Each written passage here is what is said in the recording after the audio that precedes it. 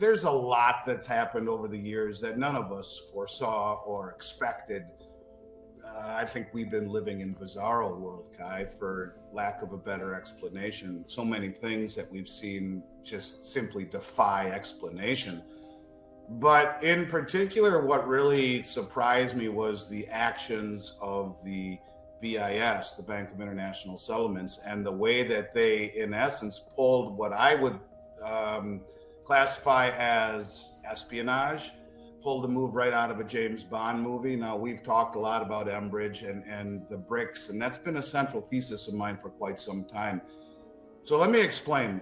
You know, it's very interesting because during the meeting in St. Petersburg, I believe it was, no, it wasn't St. Petersburg, Kazan. It was Novigrad, pardon me. Novigrad prior to Kazan. Novigrad was a meeting that was coinciding with the G7 meeting in Italy. And what came out of that meeting was that the former president of Brazil, Dilma Rousseff, the head of the BRICS New Development Bank, came out and said, we have agreed in principle to a new settlement currency called the unit. It will be 40% gold backed. It will be traded over Project Enbridge. And in principle, we have agreed to it. Now, this was setting the stage for the meeting in Kazan. And Project Enbridge was the vehicle. Project Enbridge, we've talked about for going on 2 years now, a cross-border payment program that was designed and invented and developed by China, Hong Kong, primarily Chinese software, Chinese development, Chinese technology, along with Thailand and the United Arab Emirates. It was an encouraging sign for those who are following the BRICS to see Saudi Arabia join as a fifth full participant prior to the meeting in Kazan. And so you had these 5 players, the original 4, all of it being administered by or helped along with by the Bank of International Settlements Innovation Hub. Now, I was giving an interview and I always thought about that. It kind of just went right over my head. I would think about it and well, after all, the BIS reclassified gold as the world's only other tier 1 reserve asset. So maybe the BIS is in this for other reasons. And I was doing an interview with Michelle McCory, who always asks very challenging questions. And she says, but Andy, isn't the BIS a Western institution? And I'm thinking, ding, ding, ding, ding, ding, ding. Yeah, why didn't I really focus on this for a moment? We were going back and forth over plausible explanations of what this could mean. And maybe the BIS wanted just to run be on top of a digital platform. Instead of having a one world currency, they could have a one world system where they are controlling not only any aspirations that the US have through Project Agora or Project Cedar, the Federal Reserve would have on a digital payment system, but also being involved in the BRICS system through Enbridge. And so they had their fingers in all of the pies. But that wasn't right, because at the 12th hour, you have Augustus Carstens, who is a man that looks like a grown-up version of Augustus from Willy Wonka. And he's on his way out, and he's the managing director of the Bank of International Settlements. I think his term expires in June. And he came out and said, listen, this is right in the midst of the meeting in Kazan. He says, listen, I just want it to be known that the BIS cannot support any country or platform that is being sanctioned by the West. And because Russia is, well, we're going to have to pull the plug on Enbridge. Now, it's as if Augustus just realized for the first time that Russia is the R in BRICS after spending nearly 4 years helping them design this. And then right at the 12th hour pulls the plug on them. Now, this is espionage as far as I'm concerned. This is crystallizing the reason the BRICS don't trust the West. This is crystallizing the reasoning that the BRICS are now accumulating gold and silver in a very opaque manner, not reporting it to the IMF, buying gold and silver through proxy banks that don't have the obligation to report to the IMF, having the PLA, the People's Liberation Army, buy instead of the PBOC, so it's not reported to the IMF. Or just as we've discovered recently through interviews I've done with mining executives, that China, who is the second largest producer of silver in the world, as an example, are flying all around the world buying both gold and silver as the largest producer of gold in the world as well, Doré and concentrate. Doré are crudely refined bars that the miners will fashion before sending them in for full refining. And concentrate is the sludge byproduct of it all, paying close to double what the West will and sending it back home for refining because it disintermediates the market. It keeps the official numbers in the dark and it doesn't reflect on price. So when we talk about Enbridge, when we talk about the fact that the former president of Brazil and the head of the new development bank said, yes, we've agreed to this in principle. And they were just in essence about ready to roll this out. It's already operational. It has been for over a year. And the BIS to do this is, to me, the height of underhandedness. It's dirty. And I think it will only crystallize the resolve that these countries have to not only join together in a common theme, finding safety in numbers, but also to remind them that the West is probably not to be trusted in the expansion of their endeavors. So yes, it's a disappointment for the BRICS countries, but I think it's also an indictment to the Western system that has betrayed the trust of those countries. And once you step out on a relationship, once you do something like this, trust is a very difficult thing to ever recapture.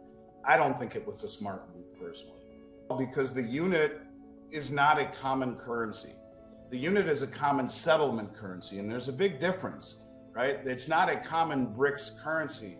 It's Enbridge was the vehicle to let all of these countries trade their local currencies, their own individual central bank digital currencies. So, they could all have their own monetary policy. It could remain autonomous from a central currency, and that they would use Enbridge to settle commerce, to settle trade. And, I think it's not that they're not united. I think my enemy's enemy is my friend. And I think, quite frankly, in many ways, they are united. I think where it appears that they aren't united is in the fact that you can't cross that Rubicon until you have everything in order. And it's India and Saudi Arabia and Brazil, maybe playing both sides, staying friendly with the West. I don't think it behooves them to burn those bridges at all. And yet at the same time, you can see that, look at the amount of gold and silver that India is accumulating, massive, massive, massive amounts. That I think signals not only their understanding of where this ultimately goes as a prerequisite for being in the BRICS, but also, I think it doesn't speak well for their desire to continue to use the dollar the way that they always have. It speaks to de-dollarization. It speaks to lack of trust to the system, and it speaks to I think the willingness to move towards a new system without being overt in saying so. It allows them to straddle the line, if you will. So I think they're more united than people would actually think. But it's an important characteristic, Kai, to understand that they were never talking about a common BRICS currency. That could be a decade out. They are talking about a common settlement currency that allows them to settle transactions, in particular for commodities, for energy, outside the dollar. And instead of accumulating treasuries, in fact, they are letting them roll off their balance sheets and shedding them and accumulating commodities in their place. So to me, their actions betray any type of rhetoric or sentiment or outward facing opinions that those may have about their allegiance to the whole BRICS system. So I think in a perfect world, they would like to see it work, but it doesn't do them any good to cross that line until everything is in order, or they're only cutting off their nose to spite their face with the West. Not a tariff. What he's doing is sanctioning, masquerading as a tariff. A tariff is to protect domestic manufacturing. Not only do we not have any, that's not what he's doing. He's threatening. And 100% tariff on BRICS, this is a very blunt instrument that would risk, in my opinion, significant both economic and political fallout. It may be a short-term show of strength, but the consequences on the long end, to me, likely outweigh any benefits. And I think it's impractical. I think it's counterproductive. I think diplomacy and strategic alliances and targeted economic measures, not broad economic measures, are typically a far more economic way to address these challenges. I think it undermines the confidence in this country as a reliable trading partner. I think it prompts BRICS and other countries to accelerate their efforts to de-dollarize, but to do so in a far less than transparent manner, which I think they will continue to do. And look, not only that, these tariffs amount to a tax on imported goods, and the American consumer and businesses would bear the brunt of it. Not only that, the BRICS countries are massive and very significant suppliers of critical goods, energy, raw materials, electronics, pharmaceuticals, and disruptions in these supply chains will massively drive up costs. You're already seeing Xi Jinping do just that, not send certain forms of rare earth minerals that are used in strategic applications to the US. So I don't agree with what President-elect Trump is doing. I'm thrilled that he's coming into office on every level, but I don't agree with this. And after 4 years of action that I think has done more to destroy the United States and its reputation than any external foe ever could, of that being the policies by the current administration, I think an olive branch would be far better to extend than the stick. And I don't agree with it. And I do think it will only accelerate their desire quietly. And that's why you're not hearing much about it. I think they tried that route. Let's assimilate. In fact, it was interesting when you look at the notes that came out of the meeting in Kazan, that they wanted to be part of the United Nations, be part of the WHO, be part of the BIS and the IMF. And that kind of caught me as a little strange. They wanted to assimilate. They said, we don't want to disrupt and upend the new system. We want it to be amended. We want a new Bretton Woods. We want our side of the table to have, the same type of benefits that your side of the table has. We don't want to throw the table up, but we want to reshuffle the deck, so to speak. And then this happens. And I think they said, screw it. We're on it on our own. And yes, it may be a more challenging path, but it hasn't changed the ultimate goal of where they intend to go. And this is a very significant subsection of the world to not underestimate. They already have a larger portion of GDP.